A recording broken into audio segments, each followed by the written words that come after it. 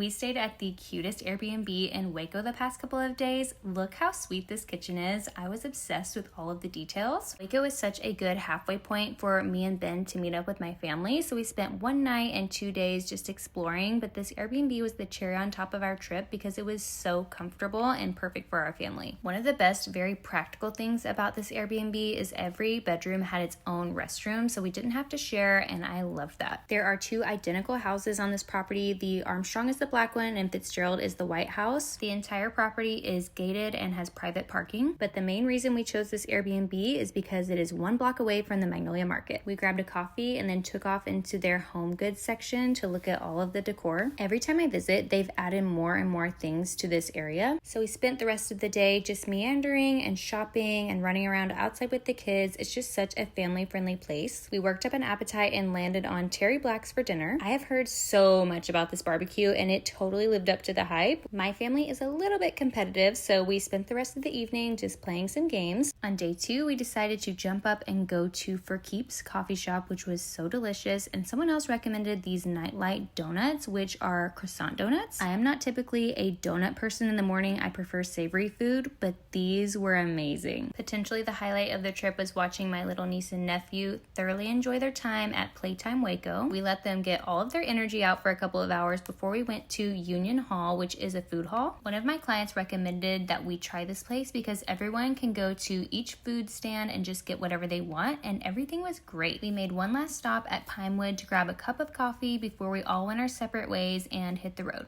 We're on our way back to San Antonio from Waco, but do you guys know the girl that has the Flamingo frozen custard place on TikTok that makes all the frozen concretes? We're like 5 minutes from there, and I just have to stop and try one because she makes the most yummy looking treats, so we're gonna stop by.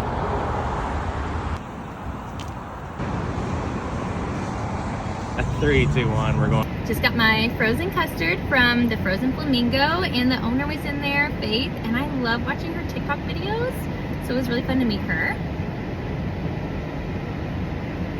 And it's very good. And it is a vanilla base with hot fudge, banana, and pecans, right? I got a whole chunk. There are like slices of fresh banana in that. I thought it was gonna be like a pump of syrup or something. It's very good. Yum. If you're ever in Georgetown, give them a try.